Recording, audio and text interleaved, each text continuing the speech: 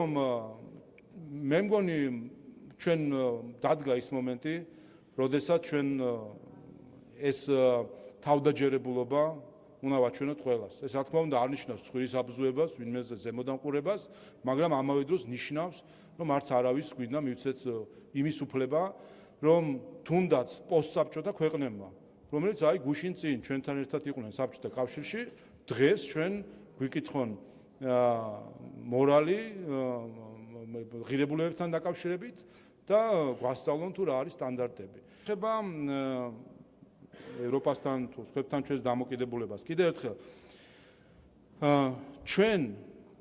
ჩვენი ქვეყანა, ჩვენი ხალხი, რასაც ვაკეთებთ, არის ვიცავთ თავს. თქვენ ვერ მოიყვანთ ვერც ერთ მაგალითს, თუნდაც რიტორიკული კამათისა, შეპასუხებისა თუ მოკლედ ასე შემდეგ, ვერც ერთ მაგალითს, სადაც ჩვენ ვართ ინიციატორები, ყოველ ჯერზე ეს არის პასუხი.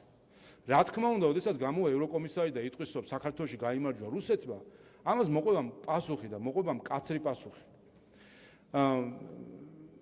როდესაც გამოვლენ, დაგვაბრალებენ, რა ვიცი, ყველაფერს რაც დასაბრალებელი არის, რა თქმა უნდა, ამას მოყვება პასუხი. და ამას უნდა შეეგუონ უპირველეს ყოვლისა სხვები, რაც შეეხება თავდაცვას, დიახაც. და ამიტომ არის რიტორიკას, როცა გვიწუნებენ 100 წლის წინანდელი ერთ-ერთი გამონათქვამის არ იყოს, რომ გვიწუნებენ ენას, ამიტომაც გვიწუნებენ, რომ სინამდვილეში უნდა თუ გაგვაჩუმონ.